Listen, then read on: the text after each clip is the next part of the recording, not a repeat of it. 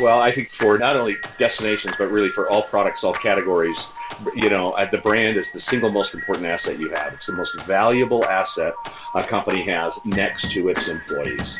And how people perceive you, how they value you, is gold to companies and to destinations. Welcome once again, everybody, to the Destination Marketing Podcast. I'm your host, Adam Stoker. We have a great show for you today and a guest that I've kind of teased you about on a few episodes in the past, and it's good to finally get him on. He and I have had some scheduling issues at different times, and we're finally able to make it work.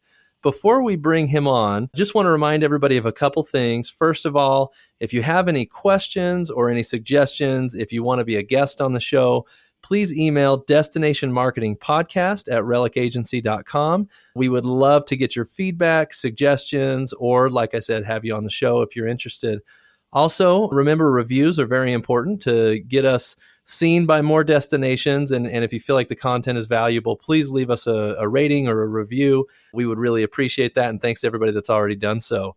But without further ado, our guest today is somebody that I've been aware of for a very long time. I've looked up to for a very long time, and really excited to be able to have him on the show. It's Tom Love of Love Communications, an ad agency here in Salt Lake. And Tom, welcome to the show. Well, Adam, it's a pleasure. Glad we could finally do this. You had a baby and I had the flu, so now we're on. Yeah, exactly. And they just kind of staggered with each other. But yeah, we finally did it. Happy to do it. I'm excited. I think you do a fabulous job with this show, so thank you for doing it. Well, thanks a lot. So we have a little something we do every show just to kind of break the ice and get the ball rolling. It's a destination marketing show, so we want to know, what is your dream destination? If you could go anywhere in the world, Tom, where would it be? That is a fabulous question. I think number one on my list would probably be Egypt. I have never been to Egypt. Egypt. I'm sort of a historical nut. And to go back Okay. and to be able to witness firsthand living history really sort of gets me excited. So I love historical sites, and I would love to spend a month in Egypt. Oh, over time, this is, I think, episode number 30 or so. And I ask this question every show, and it's been kind of a staple, and I get a different answer every time. And the problem is it puts another destination on my list of places I have to visit. Egypt is another one. We haven't gotten that one yet, but you're right. The historical aspect of it, I mean, the pyramids and everything, it sounds amazing. And what human beings were able to achieve. Yeah, we still don't understand how they built the pyramids. What technology was able to do it over 5,000 years ago?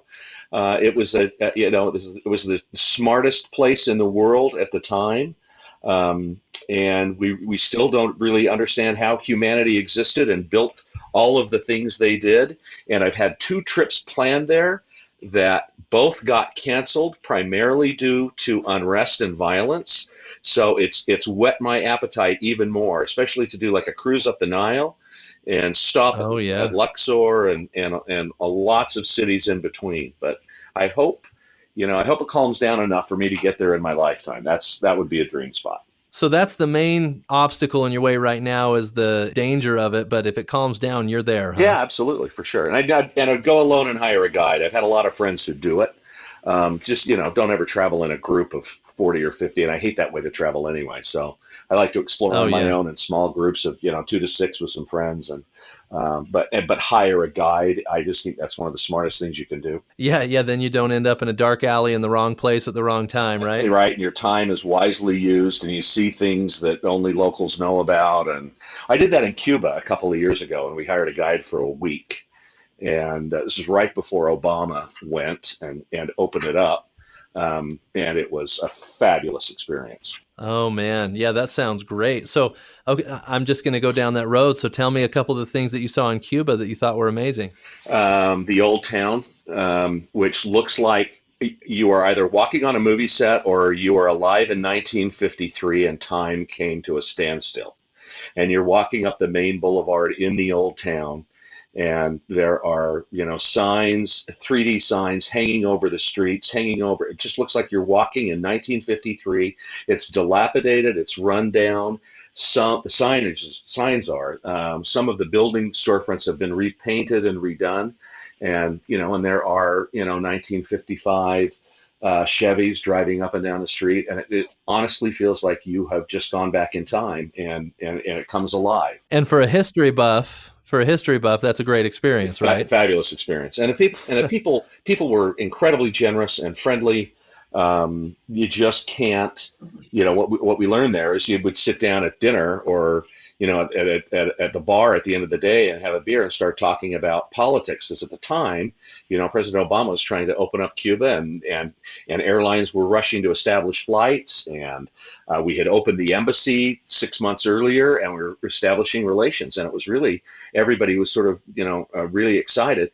But if you talked about Cuban leadership or relationships with, political relationships with the U.S., people would cower and shush you and go, and then the phrase down there is, they said, like, Cuba has 1 million people and 6 million eyes, and everybody's watching. So you couldn't talk politics or relations or trade or anything like that out in public. It's really curious. I didn't even have that. I didn't Wow. even have that experience in China when we went on a trade mission to China. It was, you could talk sort of openly about it, but not in Cuba. It's kind of interesting. Yeah, that is interesting. A big mouth like me would struggle anytime there's something you can't talk about. Oh yeah, boy, the locals would just cower and look around and go, "What are you doing? Stop! No, shh. No, no, no, no, no. We don't talk about that. We don't talk about Castro. Don't. No, no, no. Probably makes you appreciate the freedom of speech a No. little bit more Of when you're in a course, place like of that. course it does. Yeah, being willing to talk about Yeah. anything without fear of retribution or reprisal. Of course. Yeah. Well, interesting stuff. Tell me, is Cuba then the favorite place you've ever been, or is there other places that you've liked a little bit better? No, one of the most fascinating experiences I've ever had was, and it's one of my favorite places, which is Ireland. And I've been to Ireland a few times. But this last trip, about 4 years ago, we ventured north and went and stayed in Belfast for 4 or 5 days. And that is one of the most fascinating cities I have ever been to on the planet. Really? Yeah, yeah. It's got a 3 mile long peace wall with Catholics on one side and Protestants on the other. There's still tensions there today. There aren't shootings. There isn't the violence in Belfast today that there was in the 70s, 80s, and 90s with the Troubles. But boy, there sure is tensions, and to see these neighborhoods of orange Protestants that are loyal to the UK versus the Irish Catholics that are loyal to all of Ireland and want a united Ireland. It's so alive in this city, and it was going through a lot of struggles. It used to be the shipbuilding capital of the world. That's where the Titanic was built, and Lusitania, and in the 20s, 30s, 40s, 50s, 60s, it was the shipbuilding capital of the world. And then they lost it, and they lost sort of that business as we moved from ships to airlines and rails, but mostly to airlines, and their economy fell apart. So there's these real sort of middle class struggles to find a living and find an identity. But the battles between folks who identify as loyalists to the UK versus loyalists to a united Ireland it's one of the prettiest cities. They have murals on every house and every building. The art installations in Belfast are overwhelming. It's the home to my favorite musician, Van Morrison. And we went to see Van live in Belfast. It was just, it's so alive and so vibrant. That's one of my favorite cities ever. I can tell. I can tell. It sounds amazing, and boy, you've got a unique talent. I can already tell of visiting places that fit in your wheelhouse. Something tells me before you plan a trip, there's a lot of research that goes into it. Oh, sure, absolutely, yeah, yeah. You got to know, Yeah. yeah. You got to be, yeah. You don't just show up and go, okay, where are we? What are we doing today? No, I take a binder of we've got tours. We've got tours on this day. We've got museums here. We visited the jail in Dublin, where the Easter Rising happened in 1919, and the fight for independence for Ireland. And there's always, I plan out, an activity, a visit, something every day, and then have some free time to sort of explore and feel the personality and the burn of a city and sort of what's happening, always on foot. But then, I had a guide and a black cab for all of Northern Ireland. We visited the sets of Game of Thrones at the time that my son really wanted to see, and I wasn't watching the show at that point, but since have. And but Okay. boy, Belfast is a living museum of recent troubles, and it's this is the reason Brexit can't get done today. This is the one obstacle that is preventing the UK from leaving the European Union is discussing the Northern Ireland border between Northern Ireland and the Republic of Ireland. And they eliminated that hard border and those checks for customs and things. So it feels like a united Ireland. And we went back and forth between Ireland and Northern Ireland seamlessly. And Brexit has thrown that all into chaos, and no one can agree.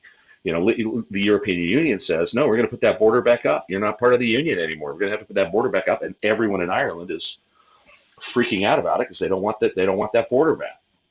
And that's the single most important argument that's preventing a successful Brexit exit.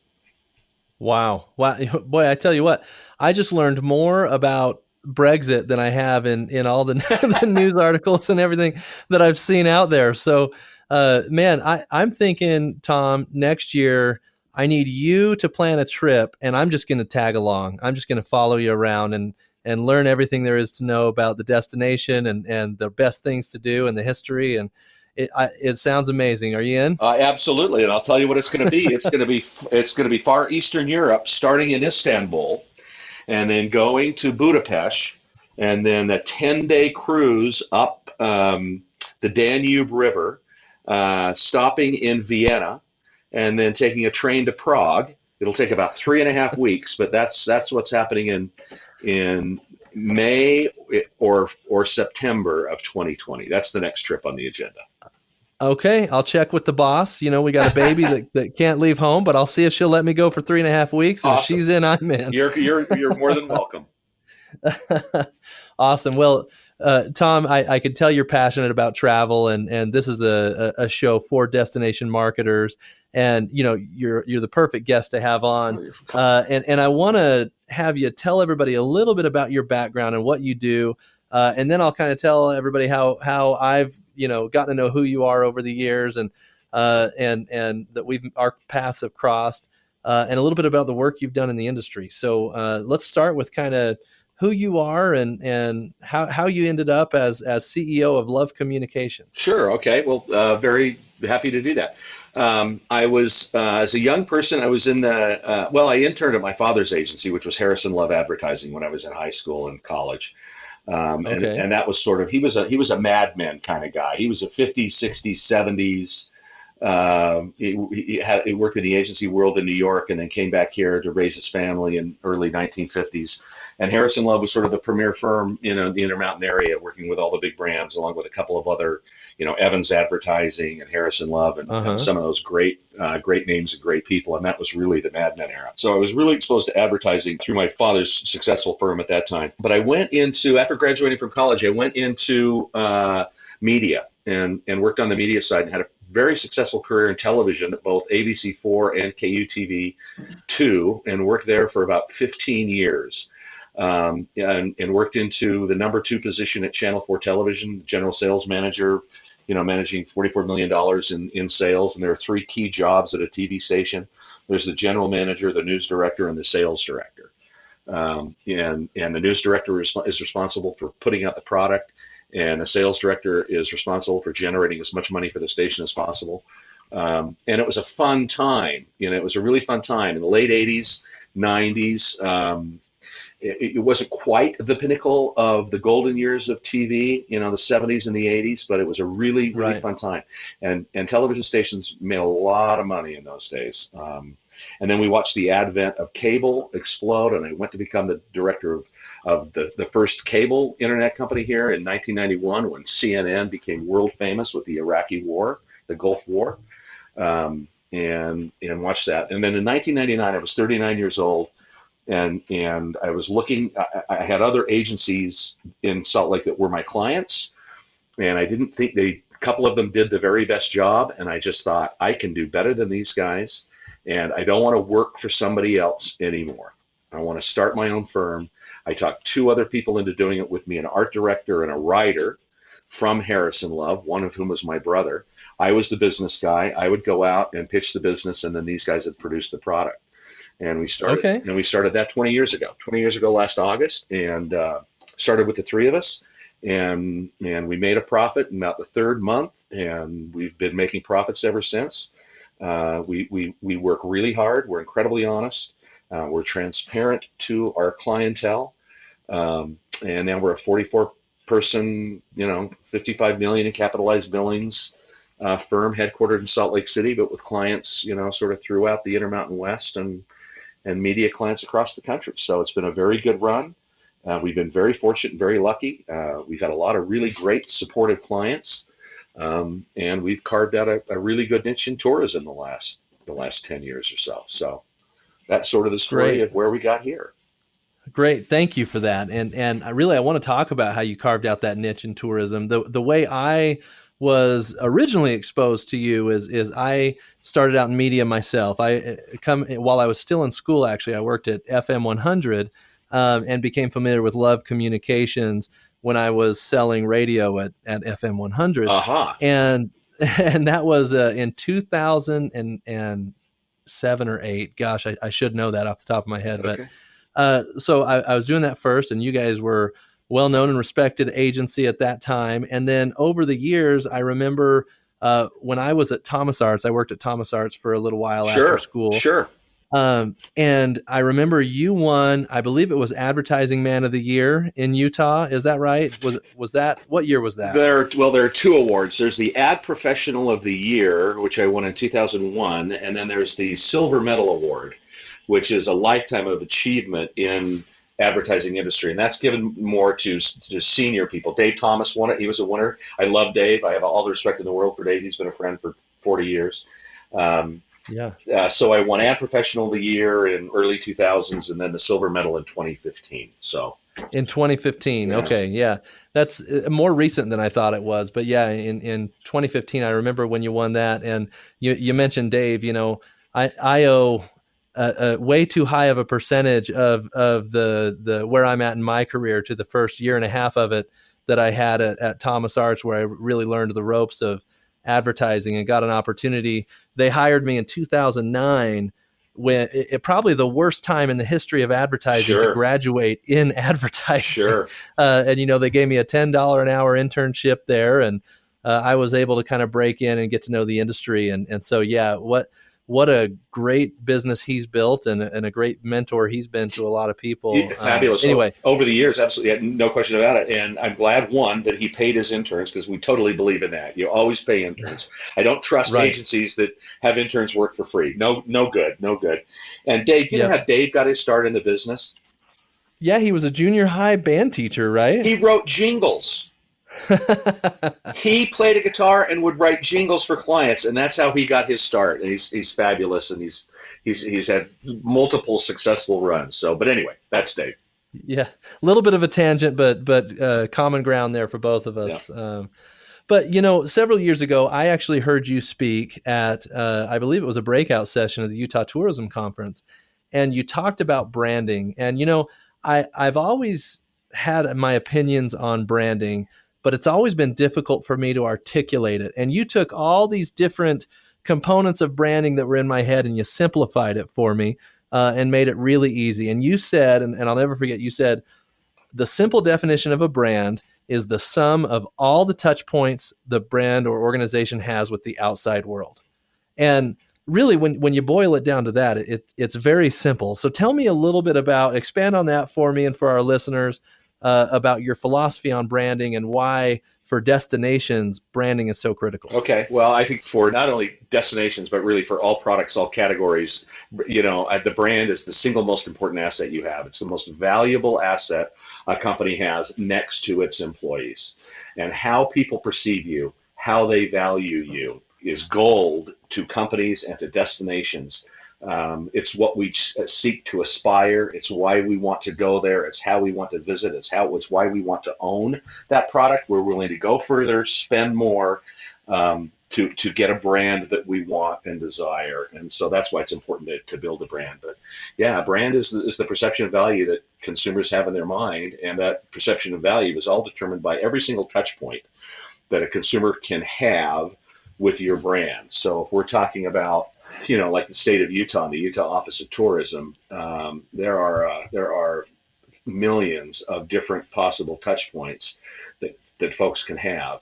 At the top of that funnel, it's the perception of the state. It's two things. It's the messages that we pay to put out there, whether it's for skiing or it's for Southern Utah, Southern Utah 3-season summer Red Rock marketing, because there are two main strategies we have for the state. It's, summer in Southern Utah, or it's, winter in skiing. And Right. so all the paid messages that we put out there, whether it's television pre-roll, video, banner ads, billboards, radio ad, interactive boards.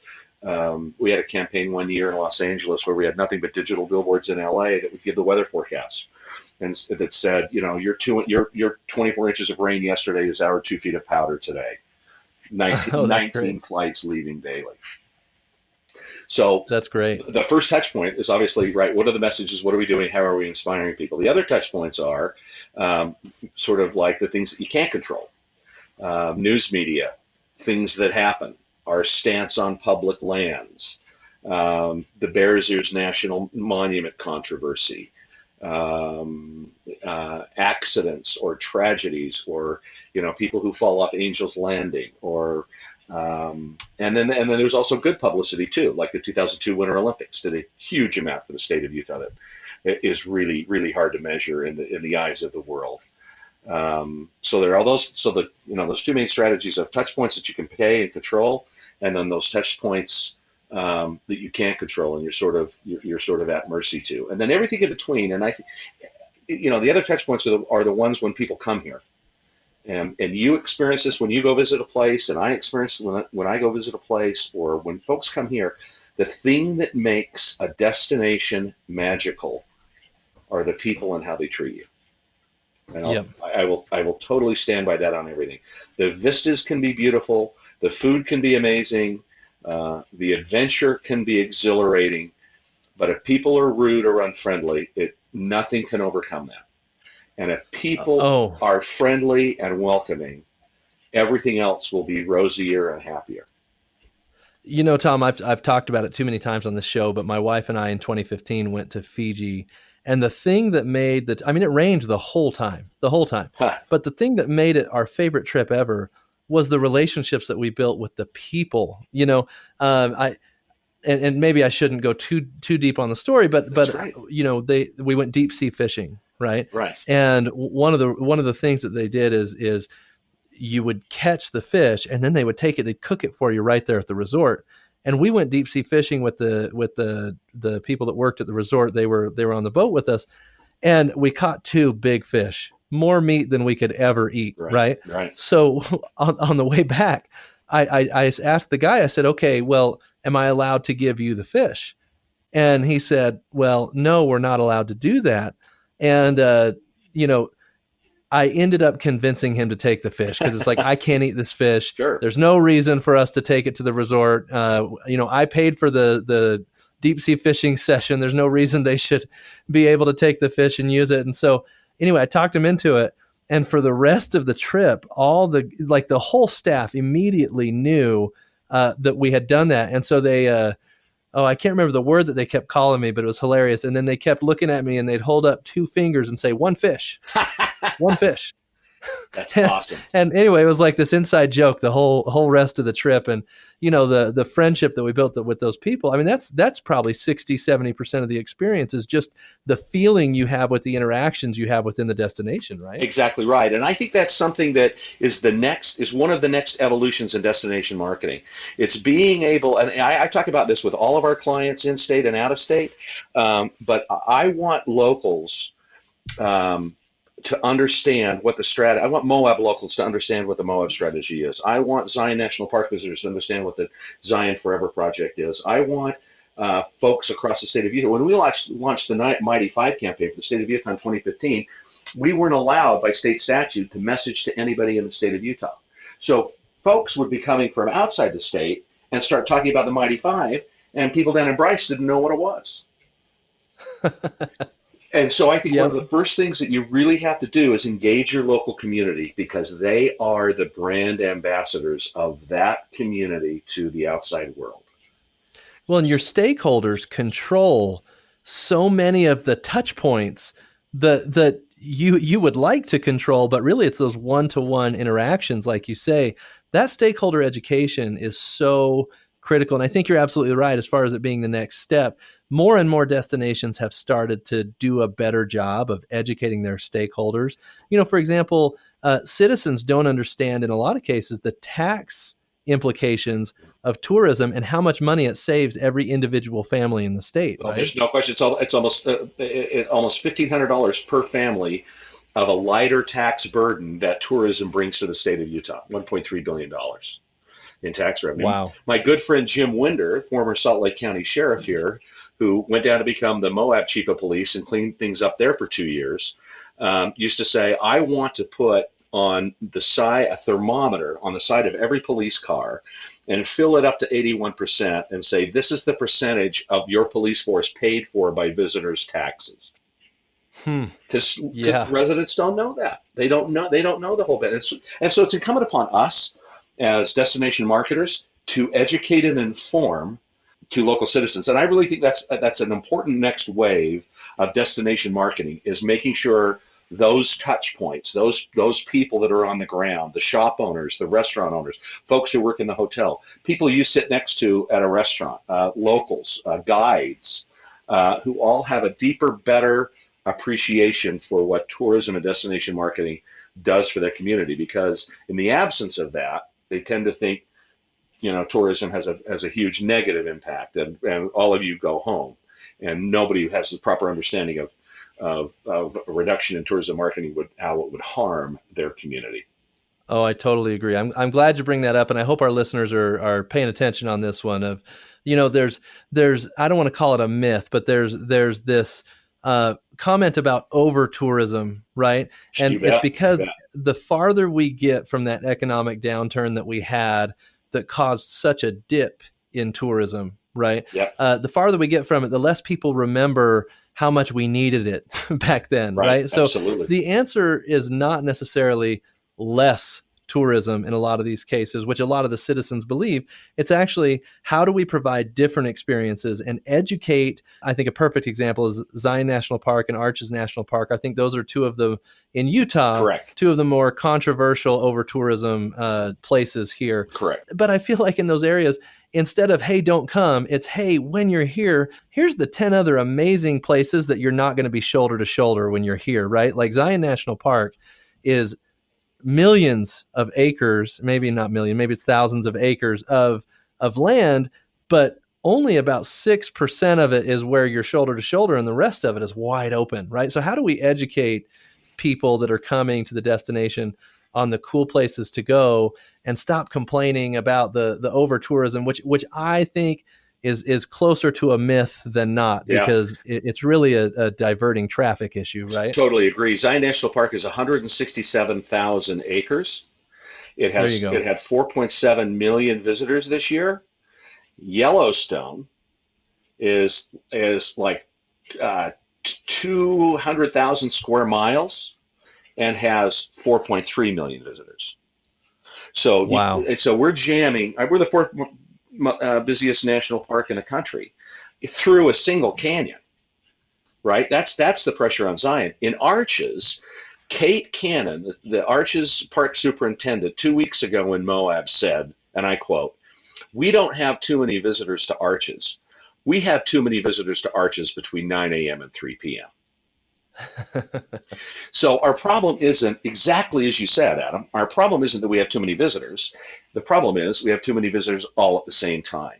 So getting people to understand, and this is an initiative we're working on with our client in Moab, which is we're communicating now to people who have booked a trip but haven't come yet to tell them, heads up, here's how to do Moab like a local. Get to the park before 9, go to the park at 4, or by the way, here are the 10 other areas outside the park boundaries that are almost equally stunning that will give you a fabulous experience. So I So great. couldn't agree with you. I couldn't agree with you more.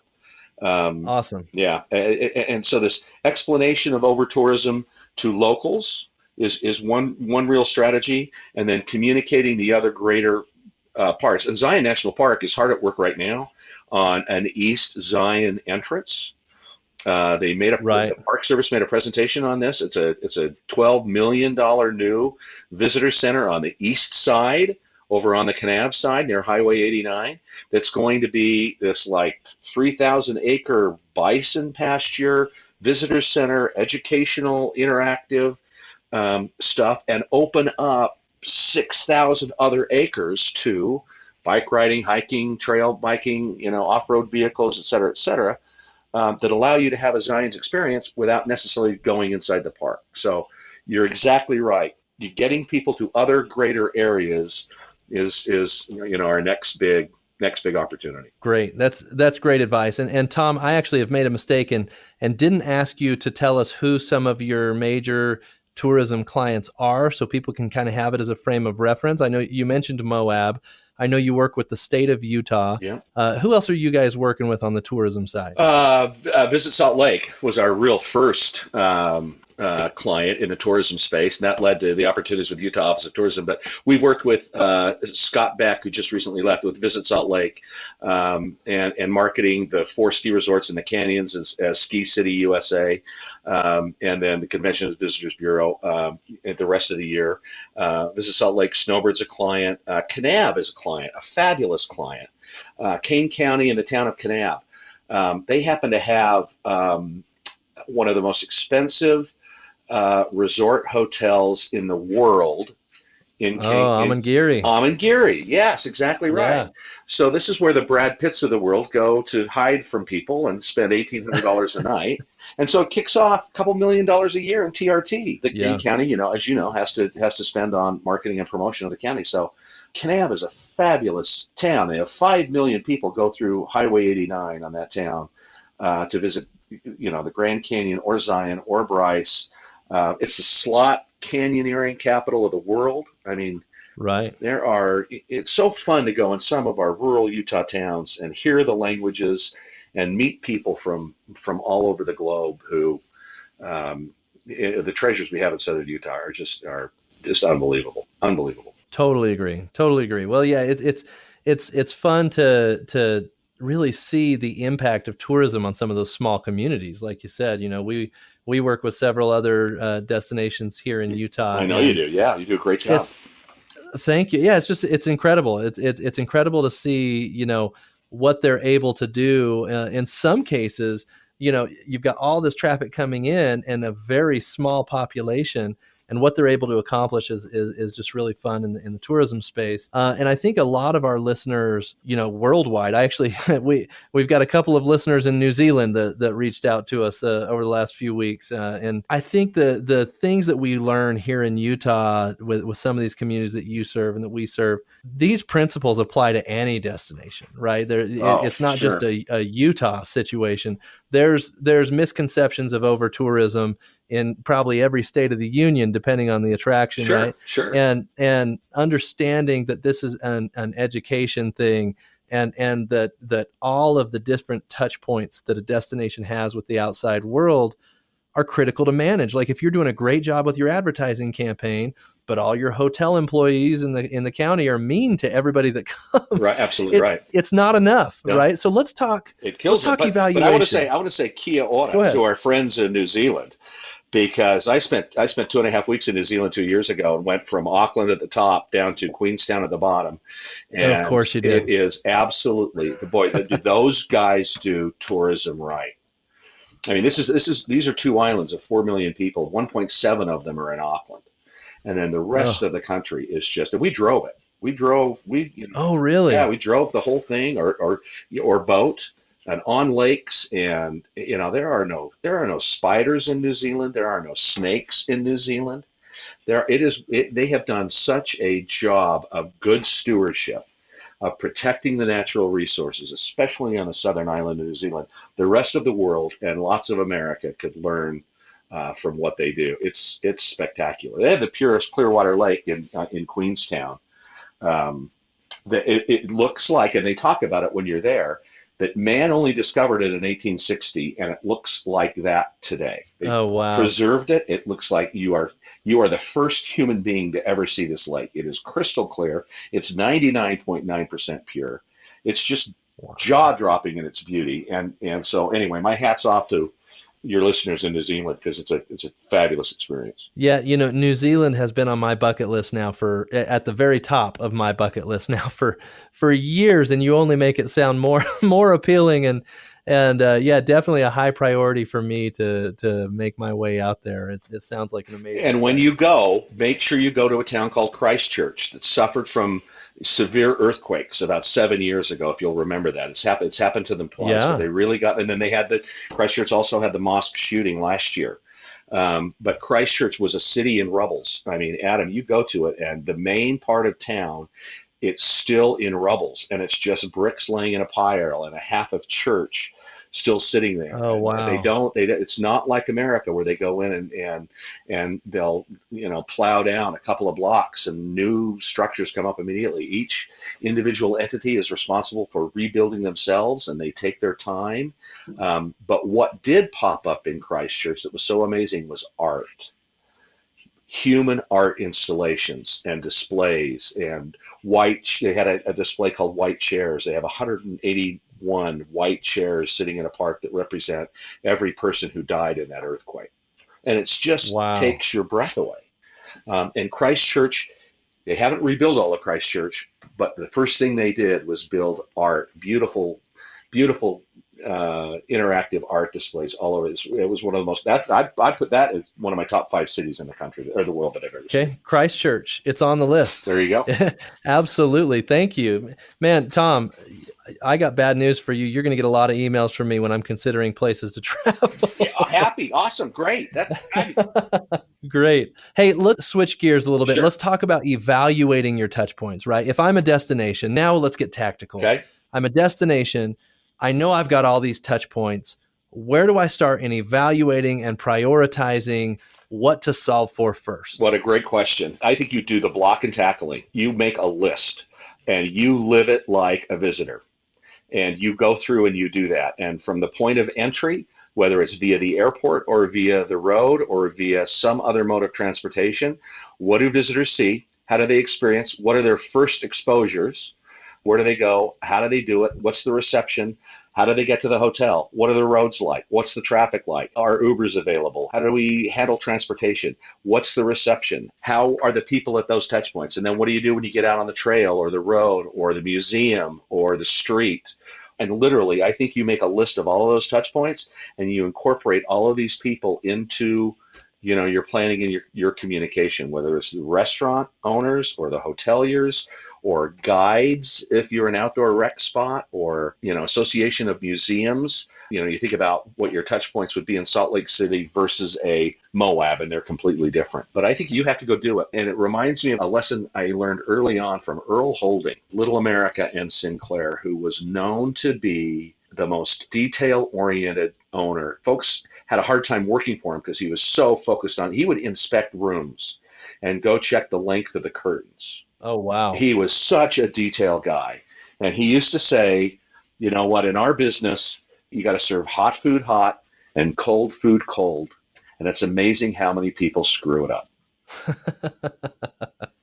It's the basics. It's the basics. It's the blocking and tackling. And if you can have an impact on that experience of how people are treated when they're in your care, that's what you do when you're a destination marketing organization and you get everybody on your team. And living the brand. What's the brand of Kanab? It's magically unspoiled. And what's the brand of Salt Lake versus the brand of Ogden? Ogden has a fabulous marketing strategy of Yes. notoriously independent. They use the word notorious. Now, it's kind of curious for a destination marketing organization to say we're notorious, we're a little rebel, we're a little out there. We are notoriously Western, we're notoriously adventurous, we're notoriously and it's part of their brand. Well, you want everybody who lives, works, and plays in Ogden to sort of understand that. Right. It's okay to be a little notorious. It's okay to be a little out there. It's okay to be a little Western. And the most successful firms, companies, DMOs that do that have a clear brand that they can communicate to the outside world and to their inside world. And the more that locals can live that brand, because they're brand ambassadors, the better off you're going Yeah, to be. one of the things I love that you said there, Tom, is if you're a destination marketer, I think one of the cliche things that people say is, well, put yourself in the shoes of the visitor, right? Mm-hmm. And it's like, okay, well, yeah, I can sit here and think, what would it be like to be the visitor? No, arrive at the Go airport, do it. right? Do exactly what a visitor would do. Take the Uber, go to the hotel, stay at the hotel. Don't tell anyone who you are. Right. Experience it exactly as a visitor would. And I tell you, Tom, I totally agree with you that you will know very quickly which touch points are a problem, right? Exactly. Oh, Once yeah. you experience it as a visitor. Yeah, absolutely. You probably suspect it, but you got to go live it and you got to go do it. Yeah. And your staff. Yeah. Secret shop your own community. No question. Absolutely. Tom, I tell you, obviously, I was really excited to have you on today. And I think I could sit here and I could talk to you for hours about marketing and destination marketing specifically.